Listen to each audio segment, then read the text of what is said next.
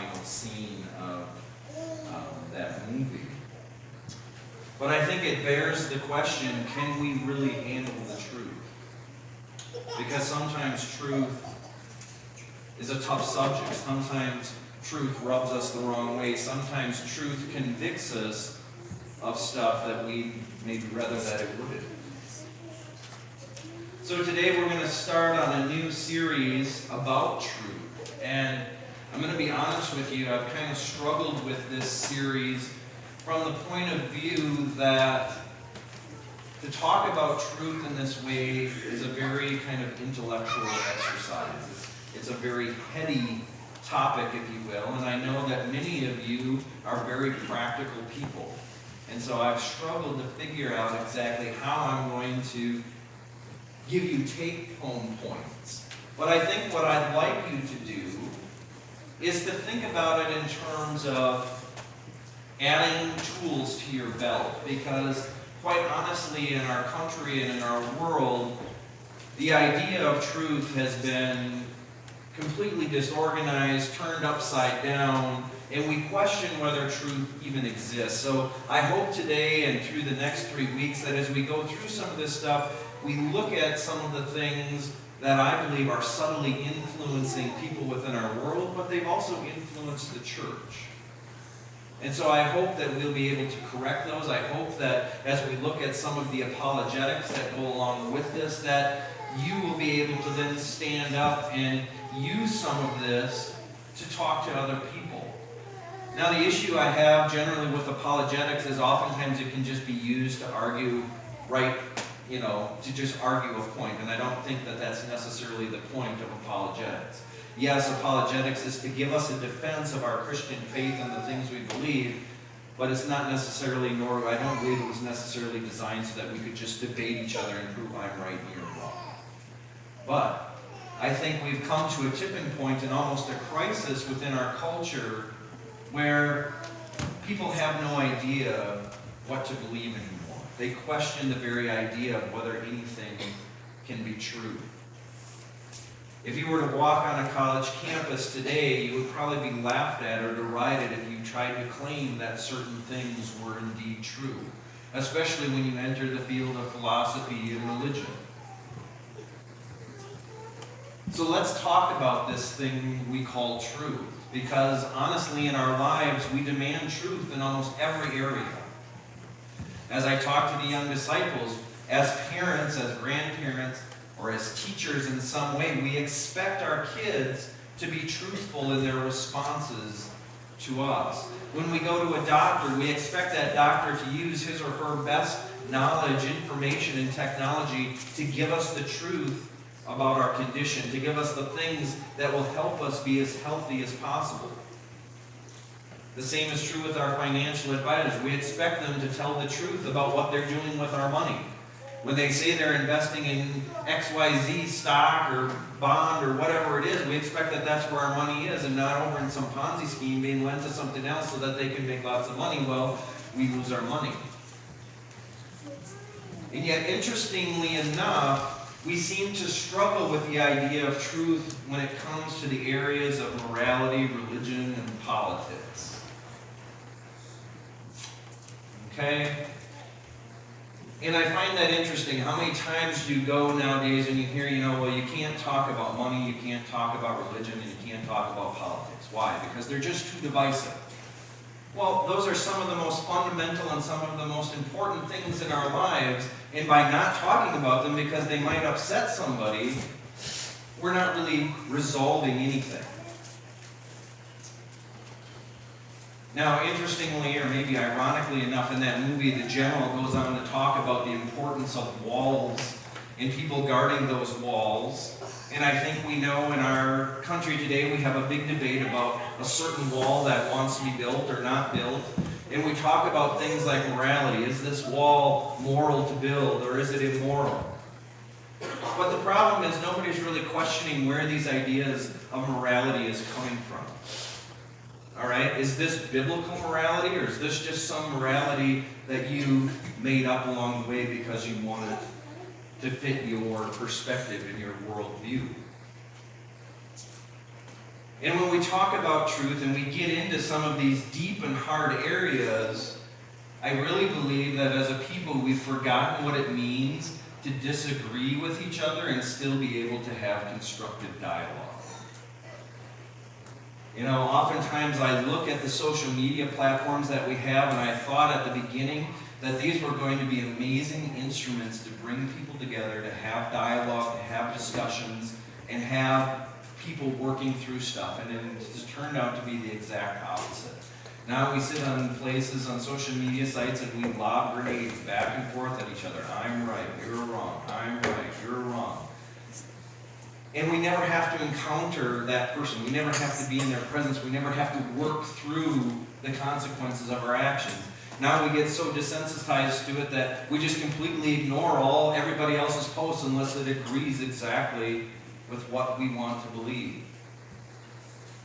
And there's a real danger in that because we begin to lose relationship and community. We fail to do the hard work that it takes to get us to move towards a place of unity.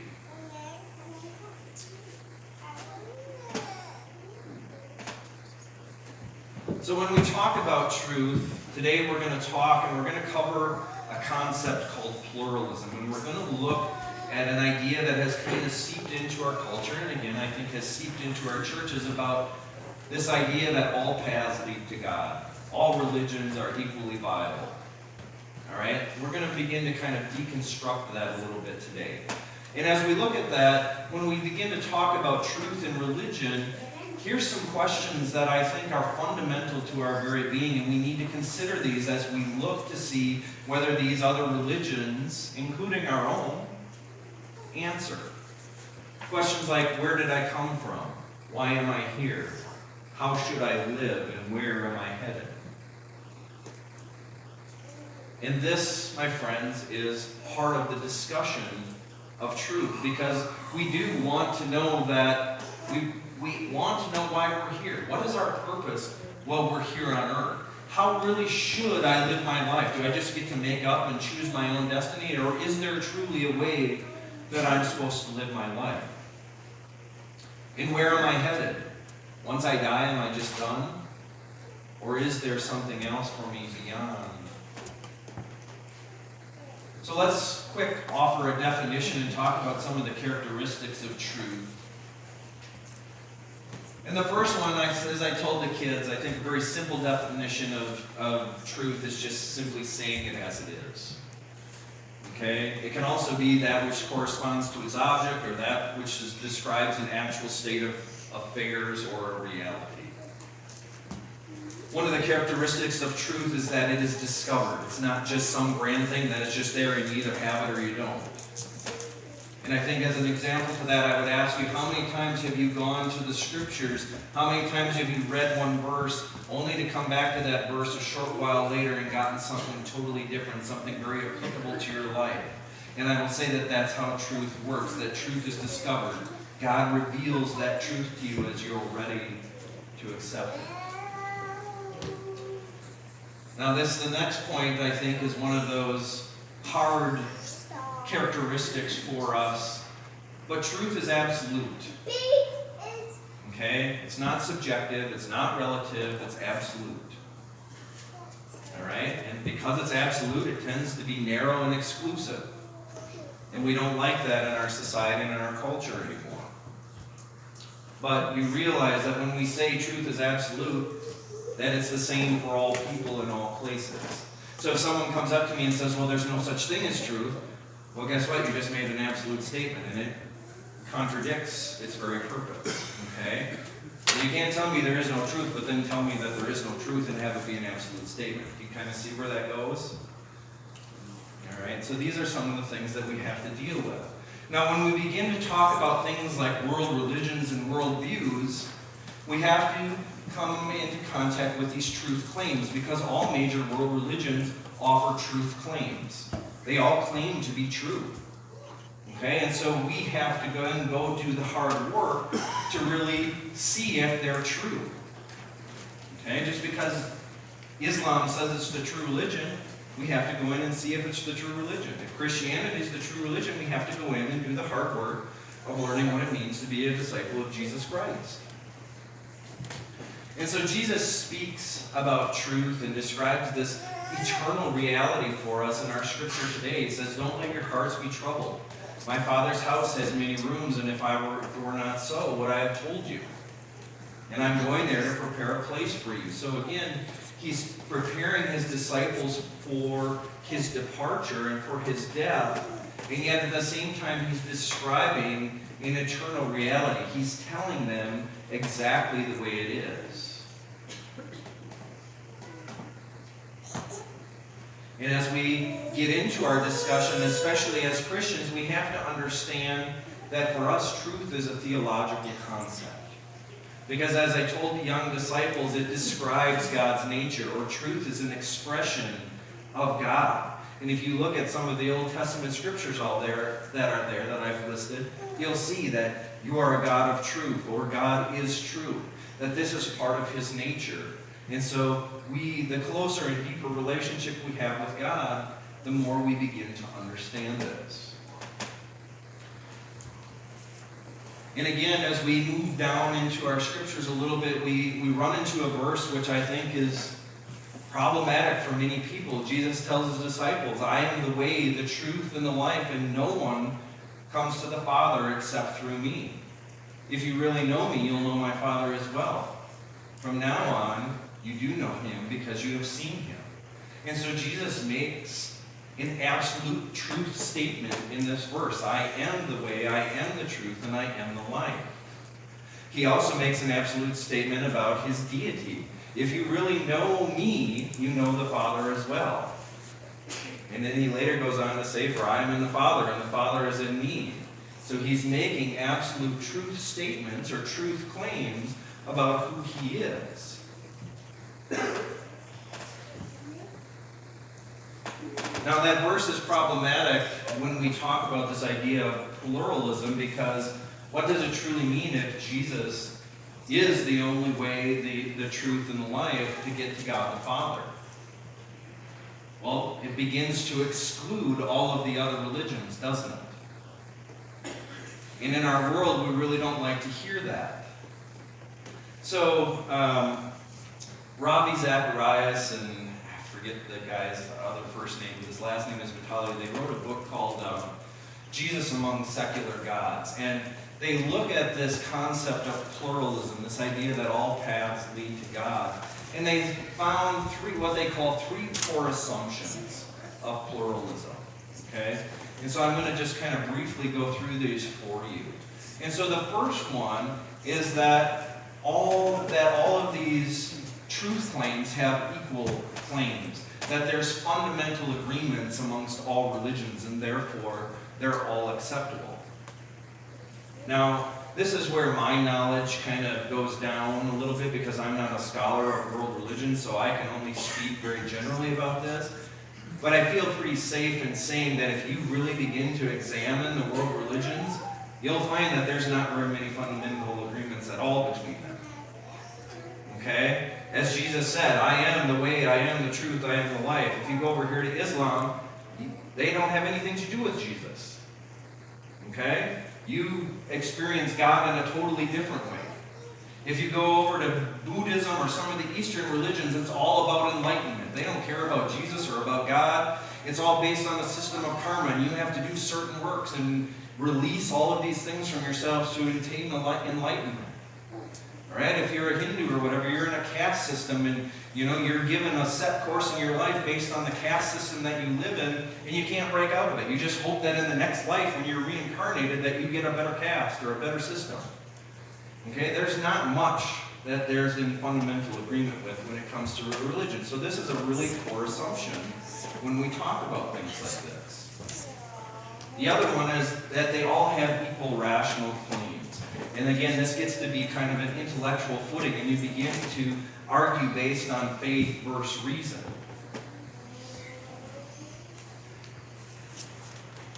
Now the idea goes something like this, where someone would say, okay, imagine a circle, and this big white circle represents all of the knowledge that there is in the world, all of the truth that's in the world. And now you have to make a dot on how much of that knowledge that you know. Well, for me, I'm not a super smart guy, so my dot compared to the infinite amount of knowledge that's out there is pretty darn small. Okay? Maybe if I have a pea size, I'm lucky, or whatever. But then these people would go on to claim that, well, how can you really claim to know truth then if that's all of the knowledge that you know? All right? But then my argument to that right back is, well, how can you claim that that's equally valid because you know just as much as I do? All right, so again, these concepts really begin to contradict each other, and these philosophies begin to fall apart. And oftentimes when you begin to deal with rational claims, you move into things like faith versus reason. Well, I'm here to tell you what, every major world religion, and even atheism, which I'm sure they like to claim that they're not a religion, but I will say that they're inextricably linked with religion, has to have faith. Because at some point you have to have faith to believe certain things within science, within Christianity, within Islam. You have to have faith. And reason doesn't trump faith. Okay? So again, some of their things begin to fall apart. The final thing, the final core assumption is that there's equal impact. That the results are all the same. Okay? And again, I think this is a poor assumption because take a funeral, for example. What do we generally consider a funeral? What's another term that we use for a funeral in the Christian tradition? A celebration of life, right? Okay, so we go back and we tend to look at the things that this person has done in their life, and we celebrate the fact that they have now moved on to an eternity with God, and we celebrate that transition from this life into the next one. For the atheist, for example, they might just look at that and go, well, he lived his life by whatever standards he or she thought was good, and now just look at all this suffering that we've got around us now because everybody's sad because they died. Okay? So again, there's not equal impact. They're not the same. So it's a poor assumption. Now, the authors of that book also do a good job because they say, the ideal of pluralism started with some good desires. And the first good desire was that we want to have equal value among all people. So we want to value the person that we're with. But the danger of equal value is that we risk disagreeing with each other. Okay? So if I meet a Muslim and we begin to have a discussion, if I just say, oh yeah, that's great, I believe you're totally going to heaven, and I believe I'm going to heaven, and someone else comes over here and the atheist, yeah, you get to live your life however it is, just so that I don't step on anybody's toes, guess what? That doesn't solve anything. And so if we're going to really move through life, if we're going to really do life together, if we're really going to answer those hard questions, we have to be in discussion with each other. We have to be in the presence of each other, and we have to wrestle with some of those things. And I guess what I would say too is if we truly love someone, if we're going to really truly value another human being, don't we have a mission to go out and share the gospel with other people? To at least give them and extend them the invitation to experience our God and our Lord and Savior Jesus Christ? Now, we're not here like Islam in some parts of the world where they mandate that you have to be a Muslim. We're not like in certain countries where you have to be an atheist and we deny all other religions. No, we have the freedom of religion here where we can come up and I can go to someone who's Muslim or someone who's an atheist and say, hey, this is how I see the world and here's the things that I believe. Have you ever considered them? And they have the right to do that back to me. Okay? But I think that's true love. That's showing someone equal value. The other one is equal opportunity and this idea of fairness. And again, I think we all would like this ideal world where everything was fair, and yet we just simply know that that's not generally the way life tends to be. Few things in life tend to be fair. I once heard it said that the only thing in life that's fair is that we're all got 7 days a week, 24 hours a day to do something with our lives. Well, guess what? Not everybody's guaranteed 7 days, 24 hours a day to do something, because some of us might just end our lifespan within that time. So it's not fair.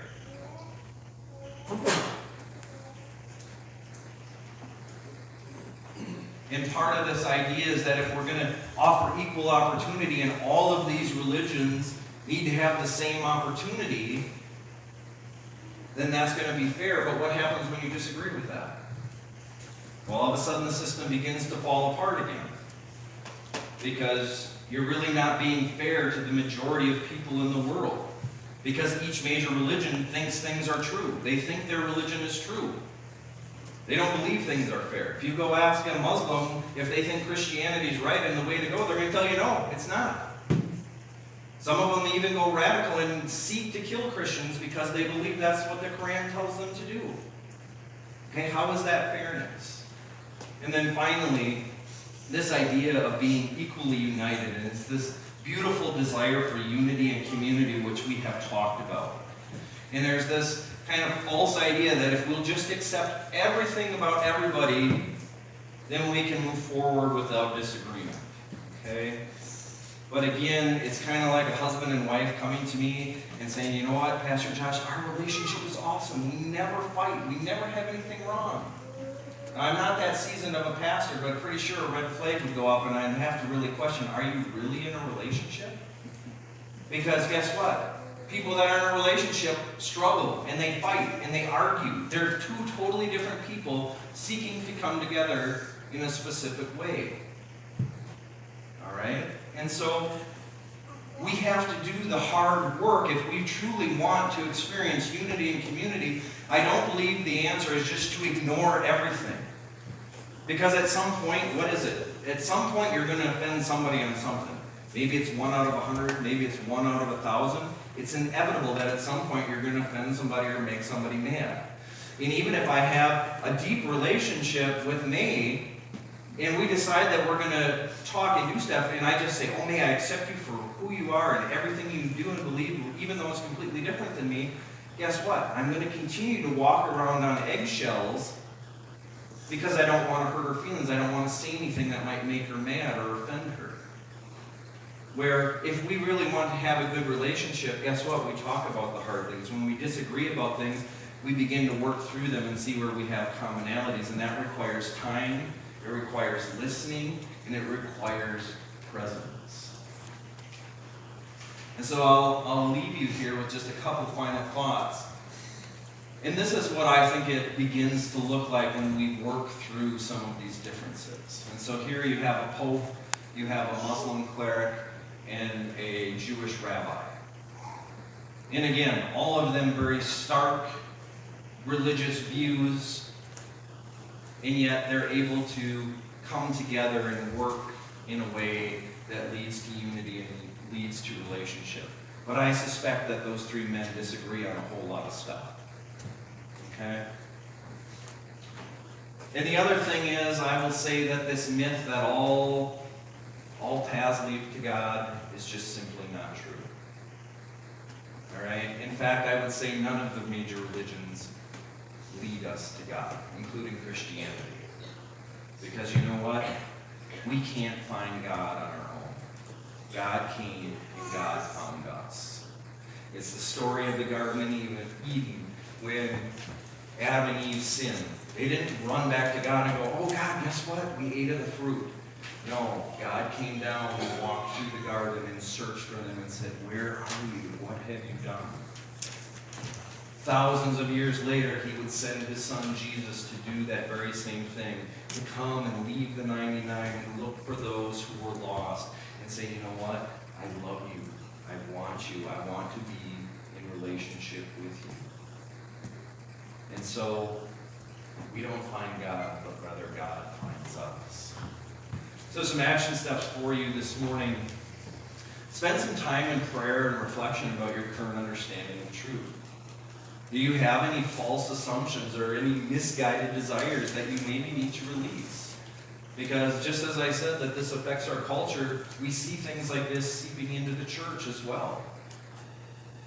Spend some time searching the scriptures and renewing your mind. I mean, that's what we're called to do. We're continually called to learn and to grow, to continue to discover the truth that God has for us. Now, this last one may be very difficult and out of the box for some of you, but I'm going to encourage you to spend some time reading or watching or just being in the presence of a person whose belief system is very different from you. And see what it's like to begin to navigate those differences. All right, and so here's maybe, again, an extreme example, but what does it look like for you to go and pick up a Quran and read some of that to see what it has to offer? Now, I'm not telling you that I think you should believe in it. I'm not saying that. But what does it look like to begin to understand the perspectives and the worldview of a Muslim? All right. So think about that as an opportunity for growth this week. At this time.